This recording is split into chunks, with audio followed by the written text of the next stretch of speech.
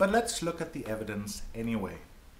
Number one, the burial of Jesus is a perfectly ordinary claim. A carpenter named Jesus turned itinerant preacher and miracle worker.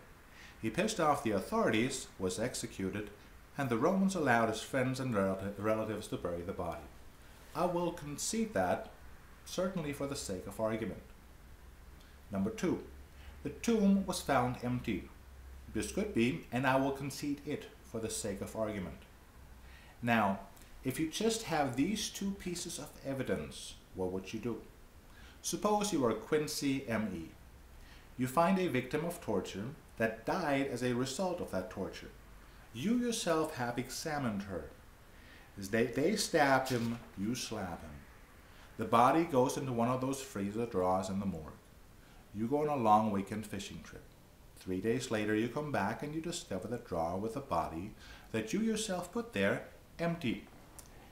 Do you conclude A, the body must have risen from the dead and walked away, or B, someone moved the body? If you concluded A, please seek help. 3. There are eyewitness accounts of the risen Christ.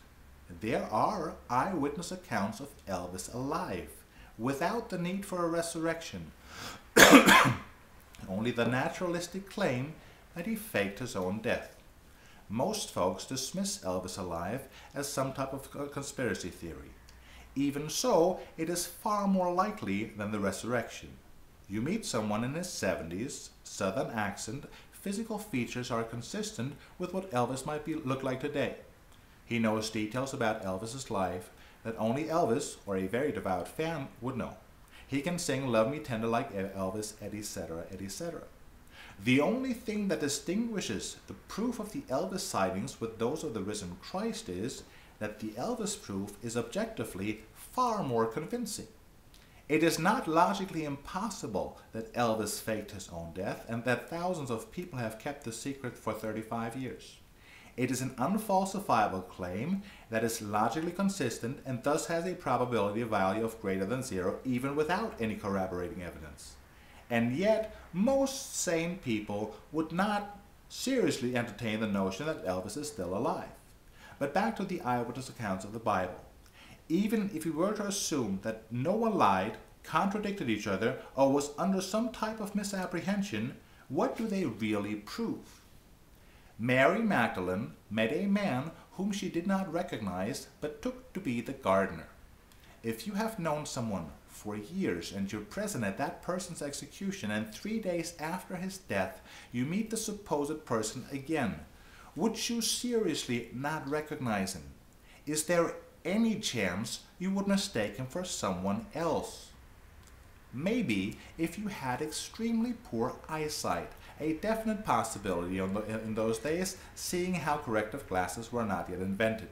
So the eyewitness account of Mary Magdalene has to be reevaluated to reflect her poor eyesight.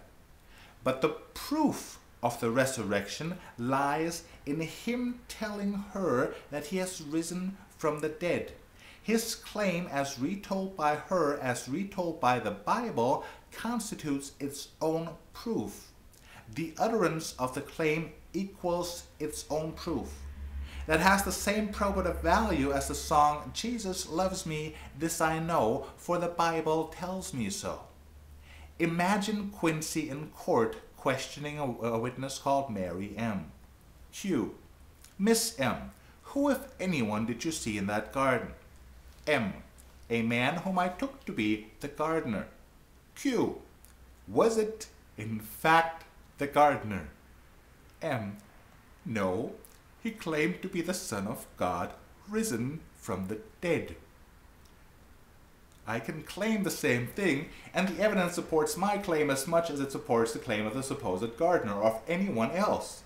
Not only is it not an eyewitness account of the resurrection, there is no witness for that, not even in the Bible does anyone see someone dead become reanimated, but the probative value of the circumstantial evidence is 0. A mere claim does not amount to proof in a rational, logical universe.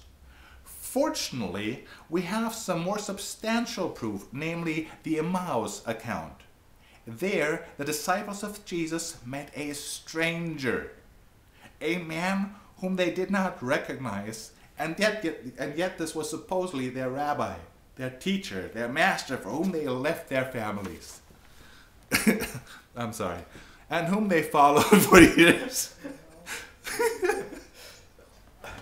You have to stop. I'm sorry. Okay. But, and this is important to Christology, he was a physical, not an ethereal body, and eventually it dawned on them that this might be Jesus by the way he broke the bread.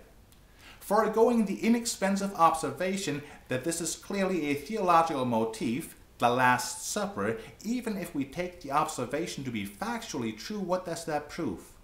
If Jesus really had an idiosyncratic way to break bread, anyone who had ever seen him break bread in his lifetime could then break bread the same way. I have a tendency to chew on my beard when I think. My father used to do the exact same thing.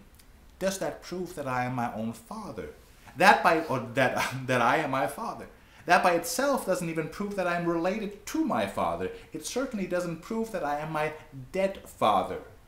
Fortunately, we had a real skeptic amongst Jesus' early followers who demanded real proof.